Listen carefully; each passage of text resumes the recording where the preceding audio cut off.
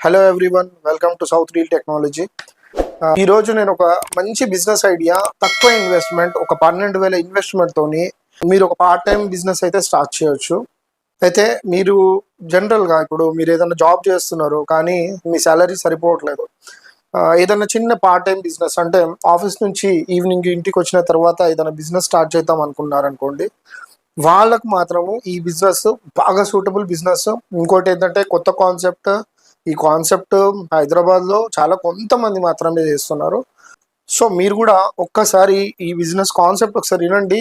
మీకు నచ్చితే మాత్రము దిగండి. ఎందుకంటే పెద్ద ఇన్వెస్ట్మెంట్ కూడా కాదు, ఓన్లీ జస్ట్ 12,000 నుంచి 15,000 మధ్యలో మీకు బిజినెస్ అయితే రన్ అయిపోతుంది. కాకపోతే ఇక్కడ ఏంటంటే మీ నాలెడ్జ్ ఇంపార్టెంట్, మీ మార్కెటింగ్ అనేది ఇంపార్టెంట్, మీరు కస్టమర్ని ఎట్లా అప్రోచ్ అవుతారు అనేది మీకు ఇక్కడ ఇంపార్టెంట్ అనమాట.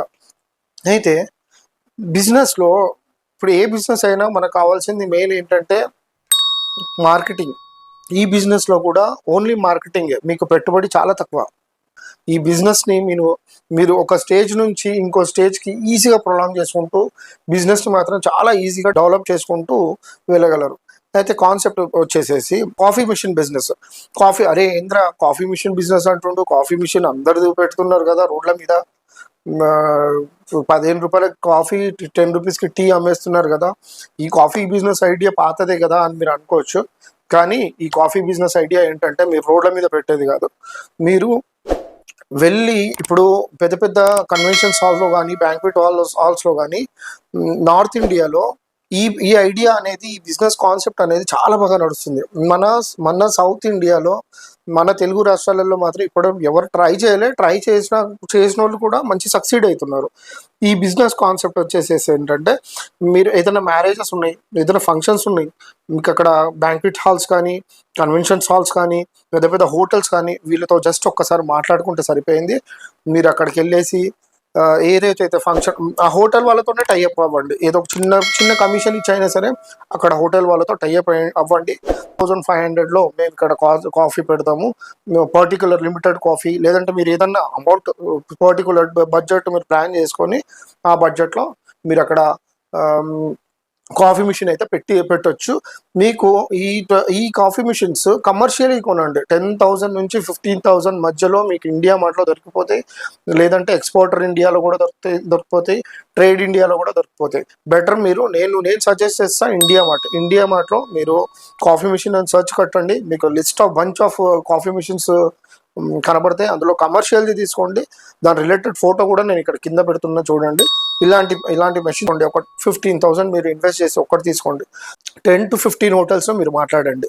ఆ 10 to 15 హోటల్స్ నుంచి మీకు అట్లీస్ట్ వీక్లీ ఒక 2 ఆర్డర్స్ వచ్చిన, స్టార్టింగ్లో ఒక 2 ఆర్డర్స్ వచ్చిన మీకు బెటర్ కదా. ఒక 2 ఆర్డర్స్ వచ్చినా కూడా అరౌండ్ ఒక 2,500 పెట్టుకున్నా కూడా 2,500 ప్లస్ 2,500 ఒక 1,000 రూపీస్ మీరు ఇన్వెస్ట్మెంట్ తీసేసినా కూడా 4,000 రూపీస్ ప్రాఫిట్ అయితే మీకు మిగులుతుంది. ఇక్కడ మెయిన్ కాన్సెప్ట్ ఏంటంటే ఇప్పుడు మీరు షాప్ పెట్టుకున్నారనుకోండి, మీకు అక్కడ shop rent, electricity bill, water, ఇవన్నీ మనం కొనుక్కొచ్చుకోవాలి. ఇక్కడ ఏంటంటే మనం ఏవి అవసరం లేదు, అన్ని ఫంక్షన్వే దొరుకుతాయి. కరెంట్ అంటారా హోటల్ది దొరుకుతుంది, వాటర్ అంటారా ఫంక్షన్ వాళ్ళది దొరుకుతుంది. ఇంకా మీరు అక్కడ కొనేది ఏంటి, only tea powder, coffee powder. ఈ టీ పౌడర్, కాఫీ పౌడర్ మీరు హోల్సేల్ బేగం బజార్ కానీ, లేదంటే మన సికింద్రాబాద్లో మోండా మార్కెట్ కానీ ఒకటేసారి పోయేసేసి ఒకటేసారి బల్క్ ఐటమ్స్ తీసుకోండి. పెట్టండి, టీ కూడా పెట్టండి, బాదం టీ, మసాలా tea, ginger tea, different types of teas పెట్టండి. ప్లాన్ మాత్రం ఒకసారి చూడండి. దాని తర్వాత మీకు ఇంప్లిమెంట్ అయింది అనుకోండి, ఒక 15,000 పెట్టేసేసి ఇంకొక మెషిన్ కొట్టుకొని ఇంకొక పర్సన్ని పెట్టుకొని వాడికి పర్ డేకి 500 శాలరీ లెక్క పర్ డేకి, అంటే ఎప్పుడైతే ప్రోగ్రామ్ ఉందో అప్పుడు పిలుచుకోండి. అబ్బాయిని ఎవరన్నా పెట్టుకొని వాడికి 500 to 800 లేదంటే 1,000 రూపీస్ అన్నా ఇవ్వండి. అక్కడ ఫంక్షన్లో అన్నీ పెట్టేసేయండి. అట్లా మీరు 1 కాదు, 2 కాదు, 3 కాదు, 5, 6 మెషిన్స్ కూడా కొనుక్కోవచ్చు. మీకు 1 మంత్లోనే ఆ కాఫీ మెషిన్ కాస్ట్ అనేది మీరు సేవ్ చేసుకోవచ్చు.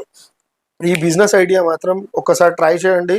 ఎవరన్నా జస్ట్ ఈవినింగ్ టైంలోనే మీరు జాబ్ పోయిరండి, ఈవినింగ్ టైంలో డైలీ ఒక 1 hour స్పెండ్ చేసి కొన్ని హోటల్స్, కన్వెన్షన్స్. ఇప్పుడు ఎవడైనా సరే వచ్చి మీరు బిజినెస్ చేసుకుంటా మాట్లాడుతా అంటే ఎవడు తిట్టాడు.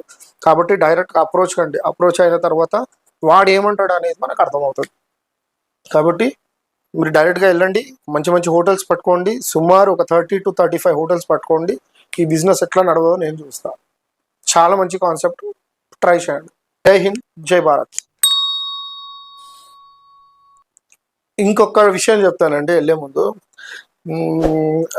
యాక్చువల్గా జనాలు ఎట్లాంటి వీడియోలు చూస్తున్నారంటే డబ్బులు ఎట్లా ఖర్చు పెట్టేది చూపిస్తున్నారు కదా వీడియోస్లలో, అట్లాంటి వీడియోస్ మాత్రమే చూస్తున్నారు. కానీ డబ్బులు ఎట్లా సంపాదించాలో చెప్తున్నాను, ఎట్లా సంపాదిస్తున్నామో అనేది చెప్తారు కదా, అట్లాంటి వీడియోస్ చూడండి. మీకు నాలెడ్జ్ ఇచ్చే వీడియోస్ చూడండి, డిఫరెంట్ కాన్సెప్ట్స్ చెప్పే వాళ్ళ వీడియోస్ చూడండి. కానీ మీరు అంటే నేనేమి మిమ్మల్ని నేను ఫోర్స్గా చూడమని అనట్లేదు, రాదని కాదు.